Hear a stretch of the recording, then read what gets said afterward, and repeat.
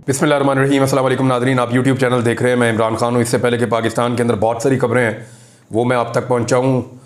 लबनान में सूरत हाल बड़ी कशीदा है। इसराइली फोर्सेस ने वहाँ पे बड़ी वहशियाना बमबारी की है और अब तक की जो इतलात आ रही हैं, लबनान में इसराइल की बमबारी के बाद ख़वातीन और बच्चों समेत 274 अफराद जो है वो शहीद हो गए हैं। लगभग 800 के करीब लोग ज़ख्मी हुए हैं और लबनान के जनूबी और मशरकी इलाकों में इसराइली फ़ौज ने अंधाधुंध जो है वो बम्बारमेंट की है और उसमें मासूम शहरियों को निशाना बनाया गया है। वजारत सेहत जो है लबनान की, उसने इस बात की तस्दीक की है कि कम से कम 274 अफराद शहीद हो गए हैं, जिनमें बहुत बड़ी तादाद ख़वातीन की भी है और बच्चों की भी है और ज़्यादा तादाद उन्हीं की है। जबकि 800 के करीब लोग ज़ख्मी हैं और दर्जनों की हालत ऐसी है जो बहुत ज़्यादा ख़तरे में है और ये बड़ी खौफनाक बम्बारमेंट है। दुनिया को इस पर अपना रोल प्ले करना पड़ेगा, पाकिस्तान को, पूरे आलम इस्लाम को, दुनिया के बाकी ममालिक को, यूरोपीय यूनियन को, सबको मिलकर इसके बारे में बात करनी पड़ेगी। अक़वाम मुत्तहिदा क्या, क्योंकि अभी ये सेशन भी हो रहा है और वहाँ पे पाकिस्तानी वज़ीर आज़म समेत दुनिया भर के जो लीडर हैं वो आ रहे हैं। मेरे ख्याल में इसराइल को वार्न करना चाहिए और इस किस्म की ब्रूटैलिटी को रोकना चाहिए। मशरिक़ वस्ता जो है वो एक जंग की तरफ बढ़ रहा है और इस तरह की जंग न सिर्फ खित्ते के मफाद में नहीं होगी बल्कि पूरी दुनिया के लिए ख़तरा बन सकती है। और वैसे भी जो मज़ालिम फ़लस्तीनियों के ऊपर हुए हैं, जिस तरह के मज़ालिम वहाँ पे गज़ा में हुए हैं, उनकी तो दुनिया में कहीं कोई मिसाल नहीं मिलती। पूरी दुनिया के अंदर उसके ख़िलाफ़ आवाज़ उठाई गई है और अब वक्त आ गया है कि सारे ममालिक मिलकर इसराइल को रोके और इस जंग को बंद करें। इमरान खान साहब ने भी इस पर अपना स्टेटमेंट दिया है और क्योंकि इमरान खान साहब के हवाले से एक प्रोपेगेंडा किया जा रहा था इसराइल को लेकर, इमरान खान ने कहा कि इसराइल के हवाले से मेरा मौक़िफ़ आज भी वही है जो पहले था कि फ़लस्तीन में लोगों की नस्लकुशी की जा रही है। इसराइली आर्टिकल में मेरी तारीफ़ की गई है। लगता है इन लोगों को अंग्रेज़ी समझ नहीं आती। अडियाला जेल में इमरान खान साहब बातचीत कर रहे थे तो उन्होंने कहा कि कल से प्रोपेगेंडा जारी है और इसराइली अखबार का हवाला दिया जा रहा है कि मैं इसराइल से ताल्लुकात का सबसे बड़ा हामी हूँ। आर्टिकल में मेरी तारीफ़ की गई है। लगता है इन लोगों को अंग्रेज़ी समझ नहीं आती। इन्हें यह समझ नहीं आती कि इसराइली अखबार बातचीत के हवाले से बात कर रहा है। अखबार ने मुस्लिम उम्मा और मगरबी ममालिक में मेरी साख के हवाले से बातचीत की है। फिर इमरान खान साहब ने कहा कि इसराइल के हवाले से मेरा मौक़िफ़ आज भी वही है कि फ़लस्तीन में लोगों की नस्लकुशी की जा रही है। पहले सीज़ फायर किया जाए फिर ही बातचीत हो सकती है। पहले 2 रियासती हल की जानिब जाए फिर ही बातचीत होगी। इमरान खान तो पहले भी ये कहते थे कि जब तक फ़लस्तीनियों को उनका हक नहीं मिलता हम इसराइल को तस्लीम नहीं कर सकते। आज भी वो उसी बात पर खड़े हैं। इमरान खान ने कहा कि शहबाज शरीफ का बयान आया कि अच्छे बच्चे बनो, मिलकर रहो ताकि मुल्क तरक्की करे। शहबाज शरीफ सुन लो, अमन इंसाफ से आता है, मगर जहां इलेक्शन में डाका मारा गया और 9 मई के वाकयात में कारकुनों को जेल में डाला गया और कोई तहकीकात ही नहीं हो रही, जब तक इंसाफ नहीं होगा मुल्क में अमन नहीं होगा। आप जो तरामीम करने जा रहे हैं इनसे क्या अमन आएगा? उन्होंने कहा कि चीफ जस्टिस और चीफ इलेक्शन कमिश्नर अंपायर्स भी हैं और ओपनर बल्लेबाज भी। थर्ड अंपायर इनकी टीम का कप्तान है, वो पीछे बैठकर सब चला रहा है और आप उन्हें तौसीह दे रहे हैं। इलेक्शन फ्रॉड ना खुले, 9 मई की सीसीटीवी फुटेज सामने ना आए, ये इन लोगों को तहफ़्फ़ुज़ दे रहे हैं। इमरान खान का कहना था कि थर्ड अंपायर का किरदार यह है कि पीटीआई को मैच ही ना खेलने दिया जाए। अंपायर तो इंसाफ करते हैं। याया खान ने भी वही किया था जो आज ये कर रहे हैं। ये टोला इलेक्शन फ्रॉड छुपाने के लिए माशरे और जमहूरियत की तबाही कर रहा है। आमदन ना बढ़ने से कर्ज बढ़ रहा है, कोई सरमायाकारी करने को तैयार नहीं, लोग मुल्क छोड़कर जा रहे हैं। इमरान खान ने कहा कि याया खान पार्ट 2 की हुकूमत है। पाकिस्तान की तारीख में हमारे जितने जलसे किसी ने नहीं किए, जितने हमने किए उतने किसी ने नहीं किए। लाहौर में जलसे से एक दिन कबल इजाज़त दी गई, फिर कंटेनर लगा दिए गए। हमारे जलसों में लोग पैदल चलकर आते हैं, हम कीमे वाले नान नहीं खिलाते। जलसे से पहले पाकिस्तान तहरीक इंसाफ के 500 लोगों को नज़रबंद करने के अहकामात जारी किए गए। गर्मियों की शाम का जलसा होता है और ये कहते हैं कि 6 बजे जलसा ख़त्म कर दो, यानी गर्मियों में दोपहर को जलसा कैसे हो सकता है? इमरान खान ने कहा कि दाद देता हूँ तमाम तर रुकावटों के बावजूद जलसा किया गया। लाहौर हाई कोर्ट को बुनियादी हुकूक की खिलाफ वर्जियां नजर नहीं आती। पार्टी को कह दिया है कि अगले हफ्ते को हम रावलपिंडी में जलसा करेंगे। पार्टी को कहता हूं कि जलसे के लिए हाई कोर्ट से रुजू करें, अगर हमें जलसे की इजाजत ना मिली तो एहतजाज करेंगे। इमरान खान ने खबरदार किया कि ये लोग अदलिया को खत्म करके गैर एलानिया मार्शल लॉ लगाना चाहते हैं। ये वो तरामीम करने लगे हैं जो किसी आमिर ने भी नहीं की। हम इन तरामीम के खिलाफ स्ट्रीट मूवमेंट शुरू करेंगे। ये जनाब इमरान खान साहब ने कहा, ये उनका स्टेटमेंट है। लेकिन अब आ जाए असल इशू की तरफ। हुकूमत के लिए बहुत सारी मुश्किलात बढ़ गई हैं सुप्रीम कोर्ट ऑफ पाकिस्तान के तफसीली फैसले के बाद, क्योंकि फैसला जैसे जैसे हम पढ़ रहे हैं, जैसे जैसे उसमें चीजें देख रहे हैं, तो बहुत सारी चीजें सामने आई। 70 दफात का ये फैसला है, लगभग 120 से ज्यादा इसके पैराग्राफ हैं। और इस फैसले में अगर मैं ये कहूं कि आधे सफहात तकरीबन, यानी 30 से ज्यादा सफहात जो हैं वो तो इलेक्शन कमीशन ऑफ पाकिस्तान के रोल के ऊपर ही है। यानी वो इलेक्शन कमीशन ऑफ पाकिस्तान के ऊपर पूरी एक चार्जशीट है। इलेक्शन कमीशन ऑफ पाकिस्तान के पास एक रूल है, यानी ये होता ये है, रूल इसको कहते हैं कि आप एक्ट और कानून बनाते हैं और उसके तहत इदारे अपने इदारे को चलाने के लिए रूल्स बनाते हैं। तो वहां पे एक रूल है, रूल 94। ये जी रूल है जिसके तहत इलेक्शन कमीशन ऑफ पाकिस्तान सीटें देता है, मखसूस नशिस्तें। इसी रूल के तहत उन्होंने मखसूस नशिस्तें दे दी थी हुकूमती इत्तेहाद को, हुकूमती जमातों को दे दी थी और पाकिस्तान तहरीक इंसाफ की सीटें छीन ली थी। इस रूल का इस्तेमाल किया गया था। अभी आपके जितने भी स्पीकर हैं सूबाई असम्बली के, कौमी असम्बली के, इन्होंने जो इलेक्शन कमीशन को लेटर लिखा, हुक्मरान इत्तेहाद के जो स्पीकर हैं या सादिक साहब या यहाँ पे पंजाब के अंदर मलिक अहमद खान, तो इन्होंने जो खत लिखा तो इन्होंने इसी चीज का हवाला दिया और रूल 94 के तहत ही इलेक्शन कमीशन ने करना था। मगर यहां हुआ क्या कि रूल 94 को ही उड़ाकर रख दिया है। रूल 94 को कलअदम करार दे दिया सुप्रीम कोर्ट ऑफ पाकिस्तान ने इस फैसले में। यानी ये रूल ऐसे कहता है कि जिसके पास इंतखाबी निशान नहीं है वो पॉलिटिकल पार्टी नहीं है। तो अदालत ये कहती है कि ये कैसे हो सकता है, इंतखाबी निशान तो एक पेनल्टी है, एक सजा है, वो पॉलिटिकल पार्टी खत्म करने का इख्तियार तो इलेक्शन कमीशन के पास है ही नहीं। ये इख्तियार तो सुप्रीम कोर्ट ऑफ पाकिस्तान के पास है। आप अपने तौर पे कैसे एक पॉलिटिकल पार्टी को खत्म कर सकते हैं? लिहाजा ये रूल ही गलत है। उन्होंने इस रूल को आइन से और कानून से मुतसादिम करार देते हुए इस रूल को फारिग कर दिया है।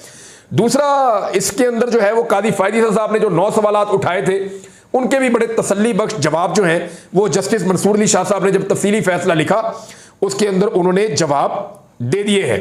यानी जो इस फैसले को खिलाफ वर्जी करने के लिए जो कुछ भी हुकूमत ने अब तक किया था या मखसूस नशिस्तों को हथियाने के लिए जो कुछ भी हुकूमत ने अब तक किया था, उस सारे के ऊपर पानी फिर गया है इस तफसीली फैसले के आने के बाद।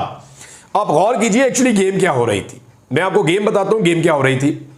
क्योंकि बंदे पूरे नहीं हो रहे, फजलुर रहमान साहब जो हैं वो काबू नहीं आ रहे और पाकिस्तान तहरीक इंसाफ के इतने बंदे अभी तक नहीं टूटे कि उनकी मौजूदगी में 224 पूरे हो जाए और तहरीक इंसाफ ने भी अपने बंदे कुछ काबू करना शुरू कर दिए हैं। और सुप्रीम कोर्ट के फैसले की मौजूदगी में अब 63A भी है वहां पे, तो किसी और का वोट भी नहीं ले सकते। तो ऐसे में एक रास्ता यह निकाला गया कि मखसूस नशिस्तें हासिल कर ली जाए, चाहे 10 दिन के लिए हासिल कर ली जाए।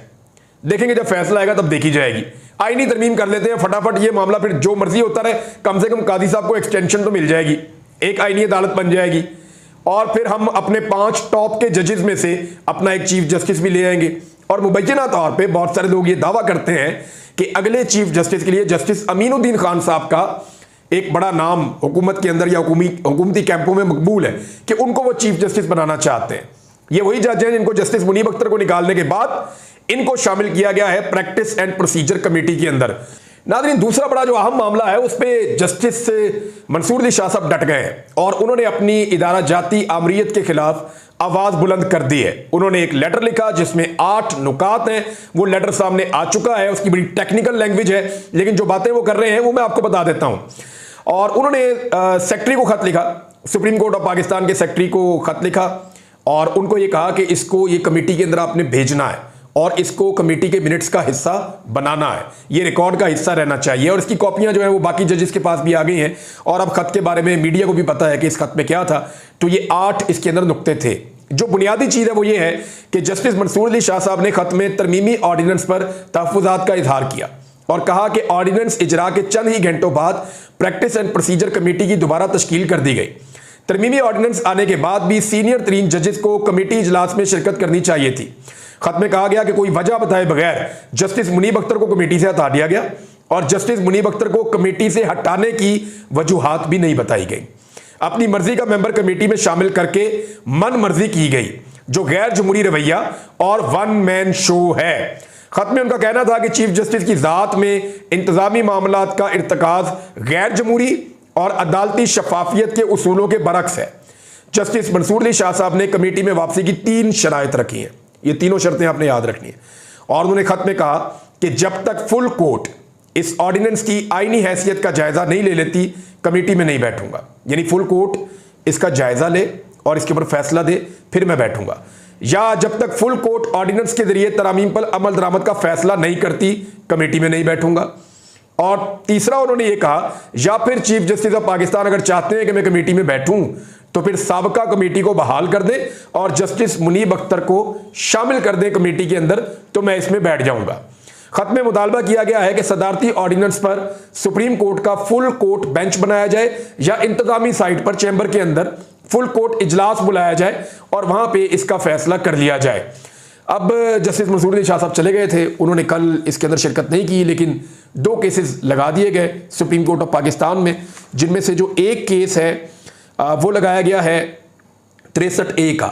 ये जो 63A का केस है ना, ये कादी फायद ईसा साहब ने जुलाई में इसके बारे में बात की थी और जुलाई में उन्होंने एक बेंच भी प्रपोज किया था कादी फायद ईसा साहब ने। और वो जो बेंच था वो था जस्टिस मंसूर अली शाह साहब, जस्टिस मुनीब अख्तर साहब, जमाल खान मंदोखेल साहब, याया अफरीदी साहब और अमीनुद्दीन खान साहब।